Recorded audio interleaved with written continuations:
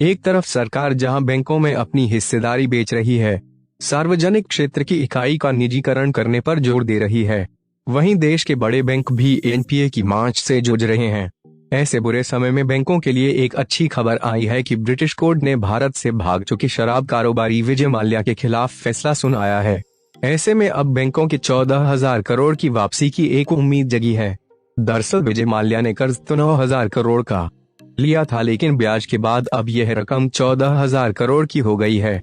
दरअसल विजय माल्या संपत्ति पर सिक्योरिटी कवर हटाए जाने को लेकर स्टेट बैंक ऑफ इंडिया के नेतृत्व वाली कंसोर्टियम ने मांग की थी कि इसे हटाया जाए।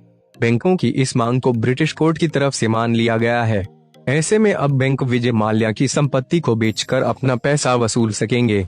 ऐसा नहीं है कि बैंकों ने विजय माल्या की संपत्ति नीलाम करने की कोशिश नहीं की है।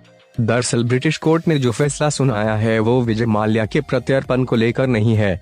ये फैसला विजय माल्या के संपत्ति पर जो सिक्योरिटी कवर लगा हुआ है उसे हटाने को लेकर है।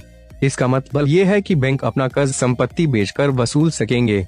हालांकि प्रत्यर्पण का केस भी माल्या हार चुका है, लेकिन इसको लेकर अभी तक कोई अंतिम फैसला नहीं सुनाया गया है कि इस तारीख या इस महीने विजय माल्या को भारत आना होगा। भारतीय स्टेट बैंक की अगुवाई में एक कंसोर्टियम बनाकर विजय माल्या को 9,000 करोड़ का लोन दिया गया था।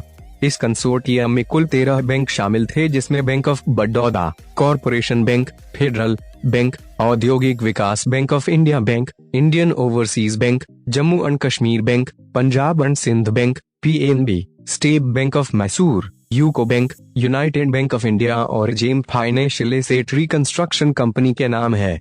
अब इस फैसले के बाद ये बैंक एसबीआई के कंसोर्टियम के जरिए अपना पैसा संपत्ति बेचकर वापस पा सकते हैं। दरअसल विजय माल्या ने इस कंसोर्टियम के जरिए 9,000 करोड़ का लोन लिया था, लेकिन बैंक का ब्याज जोड़कर यह रकम अब 14,000 करोड़ पहुंच चुकी है। भारतीय स्टेट बैंक ने माल्या को कर्ज देने के लिए कंसोर्टियम बनाया था। चूंकि इसकी अगुवाई खुद एसबीआई खुद कर रहा था, लिहाजा माल्या को सबसे ज्यादा रकम इसी बैंक से दी गई था। विजय माल्या को एसबीआई ने 1,600 करोड़ का लोन दिया था। इसके अलावा पंजाब नेशनल बैंक ने 800 करोड़, औद्योगिक विकास बैंक ऑफ इंडिया ने 800 करोड़ और बाकी की रकम कंसोर्टियम के बाकी बैंकों ने दी।